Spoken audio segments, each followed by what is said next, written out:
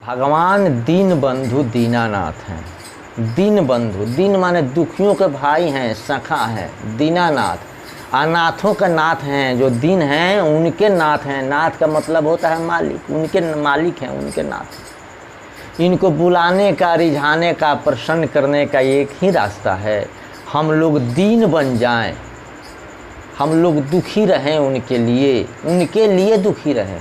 हम लोग दीन बन जाएं, असहाय बन जाएं। सहारा देने वाला कौन है? तो सिर्फ एक दीनानाथ है। जब मनुष्य दीन बन जाता है तभी प्रभु प्रसन्न होते हैं। लेकिन हर आदमी चोर है, बड़ा बनना चाहता है, कोई दीन बनना नहीं चाहता है। सब सोचता है कि हम बड़े बन जाएं।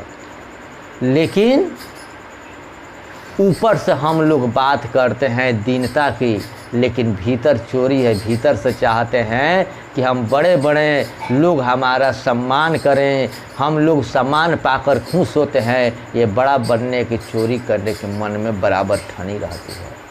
क्या कहते हैं? बड़ा हमको नहीं बनना है, हमको इज्जत मान मर्यादा प्रतिष्ठा नहीं चाहिए, हमको मान बड़ाई कुछ नहीं चाहिए। मगर क्या होता है, जब कोई आता है और आकर जब बड़े इज्जत से और जब चरण स्पर्श करके प्रणाम करता है तो इतना उस अंदर खुशी होता है कि हद से बाहर। तो जब चरण स्पर्श करने से खुशी हो रहा है कि हाँ मेरे परिवार के लोग कहेंगे हाँ देखो इसका लोग चरण पकड़ कर गोड़ लग रहा है, इसको लोग प्रणाम कर रहा है, इसको लोग इतना इज्जत दे रहा है, तो कितना आनंद होता है। तो यहाँ तो दीनता नहीं हुई, दूसरों के लिए कह रहे हैं मगर खुद आप उसका आनंद ले रहे हैं। इसलिए जिसको भगवान की दया प्राप्त करनी है, दीन बन जाओ, छोटे बन जाओ, दुनिया में सबसे छोटे बन जाओ। त्रीणादपि शुचिना, तिनका के समान छोटे हो जाओ। परंतु हम लोग मूर्ख हैं, चोर हैं, बड़ा बनना चाहते हैं। इसलिए संसार में हर प्राणी भटक रहा है, हर प्राणी भटक रहा है, इस माया में पिस रहा है। क्योंकि हर आदमी बड़ा बनना चाहता है। हर आदमी को बड़ा बनने की ख्वाहिश है, धन से, संपत्ति से, मान से, प्रतिष्ठा से, मर्यादा से। इसलिए हर आदमी भिखमंगा है, उसको चाहिए। कोई भी दीन बनना नहीं चाहता, सब लोग भिखमंगे हैं। बड़प्पन के भक्ति भगवान की करते हैं, लेकिन चाहते हैं हमारा सबसे ज़्यादा नाम हो, सम्मान हो। इसलिए कोई भी दीन बनना नहीं चाहता। नाम के लिए लोग मरते हैं, सम्मान के लिए मरते हैं। यदि मनुष्य दीन बन जाए, छोटा बन जाए, तो निश्चित भगवान की कृपा मिल जाए। मगर नारायण स्वामी ने कहा है, नारायण मैं सत्य कहूँ, भुजा उठाए के आज, तू जो बने गरीब तो मिले गरीब निवाज। मैं हाथ उठाकर कह रहा हूँ, ये बात अकट्य है। गरीब बनो तो गरीब निवाज मिल जाएंगे। सच्ची भक्ति तभी मिलेगी जब मन से गरीब बनोगे। तो कोई गरीब बनना चाहता नहीं, सभी लोग बड़ा बनना चाहते हैं, तो सच्ची भक्ति मिल ही नहीं सकती। इसलिए कि वहाँ तो अहंकार भरा पड़ा है। प्रभु की शरण में जाने पर यह विश्वास रखो कि कुछ काल नहीं कर सकता। काल सारे संसार को खा जाता है, लेकिन भगवान के भक्त पर उसका कभी प्रभाव नहीं होता। भगवान के भक्त के पास काल कभी नहीं जा सकता, उसका कुछ नहीं बिगाड़ सकता। भक्त के पास काल का प्रभाव चलता ही नहीं है।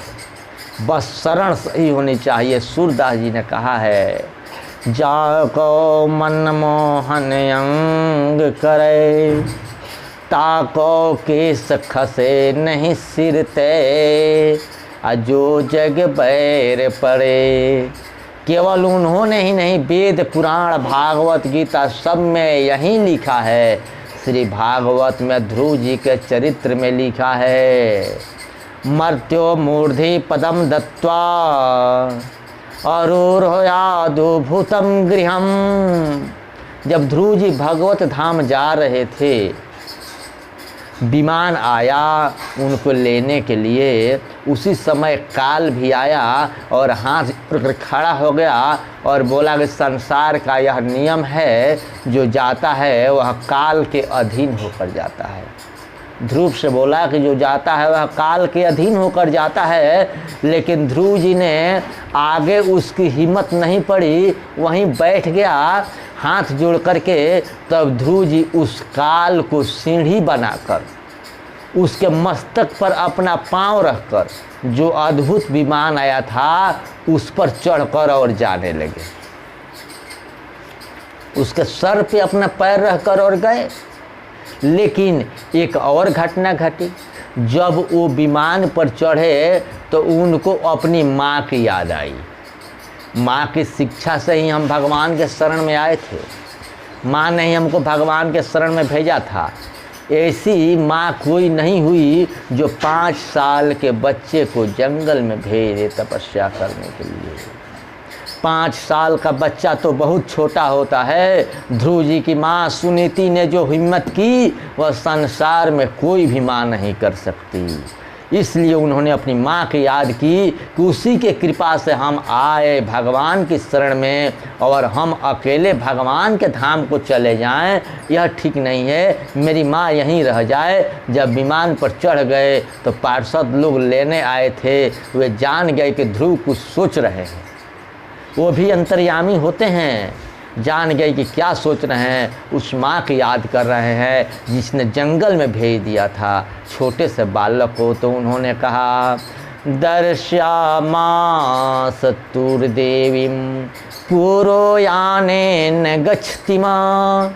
ध्रुव तुम पीछे जाओगे, देखो तुमसे आगे जा रही है तुम्हारी माँ, इसलिए कि उसी ने तुमको भेजी थी तपस्या करने के लिए।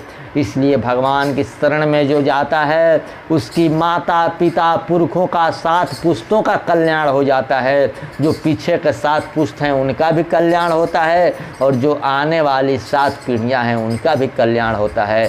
सभी लोग भगवान के शरण में चले जाते हैं। हरे कृष्णा।